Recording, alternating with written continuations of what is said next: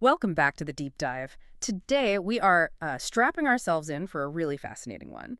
We're diving into this whole philosophical system that's pulled from, of all places, the world of elite action sports. Yeah, specifically from BMX. It's a remarkable set of ideas. Exactly. We're getting into the How You Rode to Success course and really focusing on the engine room of it all, what they call the Way of the Stoke. And it's so interesting because the main goal of this course isn't just, to list what successful people do. It's designed to completely dismantle this idea that some people are just born for greatness. Right. The idea is that the practices are special, not necessarily the people. Precisely.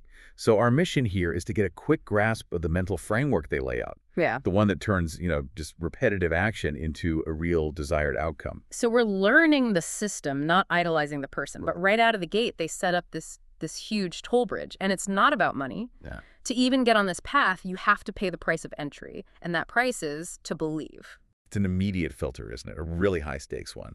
And they even admit, for a lot of people, that price, that unwavering belief in something that hasn't happened yet is just too high. It feels irrational. It does.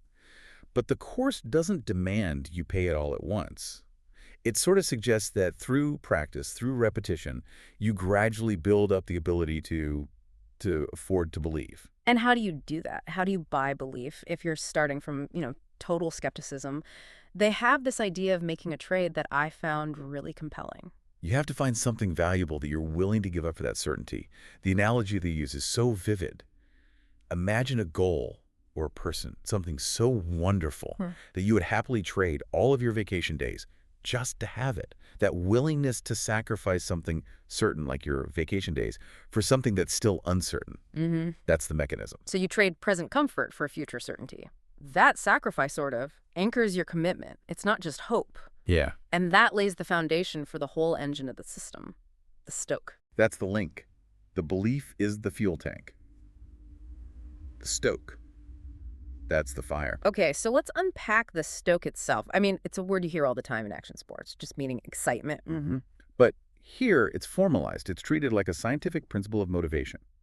So what's the formal definition? They call the way of the stoke the single highest, most unifying principle. It's where all the energy comes from. And the rule is dead simple. It only works if you believe. The source says, from belief comes the stoke to make the trick come to life. And the mechanics of that feeling they're so specific. The official definition they give for stoke is remarkably efficient. It's the feeling of excitement that propels you to take action. Which intensifies the feeling of excitement. It's a self-compounding loop. Exactly. A loop. And that's why they call it a fearless flywheel. A flywheel, once it gets going, it just stores energy and keeps spinning. Stoke is meant to be a fearless flywheel of joy and freedom that pulls you toward what you want. So the goal isn't just to achieve the thing, it's to get hooked on the feeling. Yes.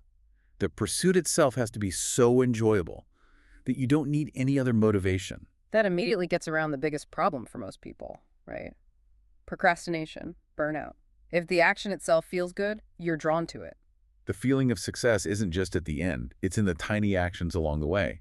You're enjoying your way toward the goal. And that joy is what creates the momentum to push past obstacles. Which brings us to this mathematical idea that's all over the source material, the success equation. Success is 2% spirit and 98% practice. Now, at first glance, you see that 98% and you think, okay, here we go again, just grind it out. And that's the surface level reading, yeah. Yeah. It completely misses the point. Because while the 98% is the work, the consistent action, the 2% spirit is the game changer.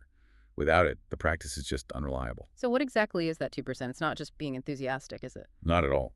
The 2% spirit is the belief. The belief itself is the actual mechanism that makes the 98% practice work. It's faith in the feedback loop. It's the confidence that your time isn't being wasted. Yes. It's the certainty that what you're doing is compounding and will eventually become inevitable. That's what lets you endure the 98% when it gets boring or difficult. And they give a really intense example of what that 2% spirit looks like in practice. A staggering example. They use the BMX legend Matt Hoffman.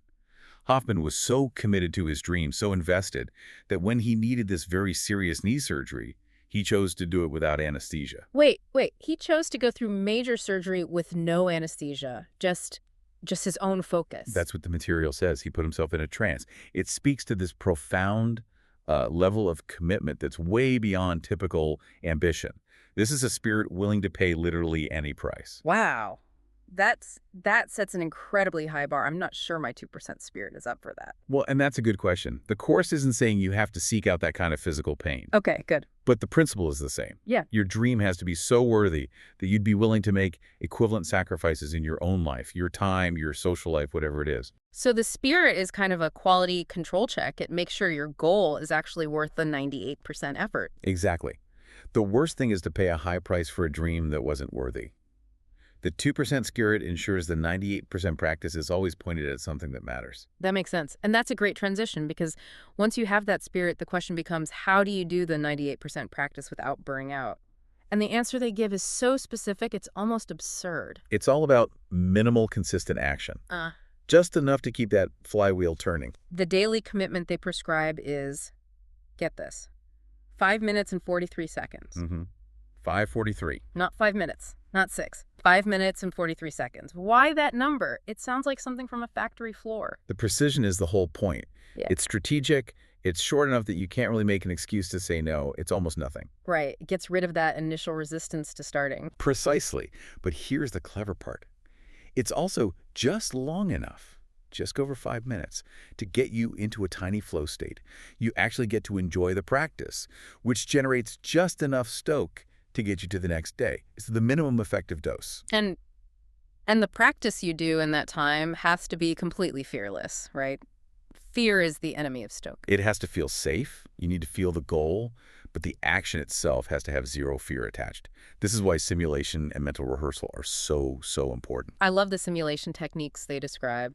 Getting a tiny taste of the feeling without any of the risk. Like for balancing, they say stand on the floor but pretend it's a tightrope over a canyon. Or for the BMX stuff, they have these great exercises. To practice aerial tricks, airs, you lie flat on your back and just go through the motions. So you're lying there doing the movements of a can-can or a turn down, building the muscle memory without any danger. Exactly. Or for flatland tricks, you might stabilize the bike's pegs against your shins to practice balance without the bike actually falling.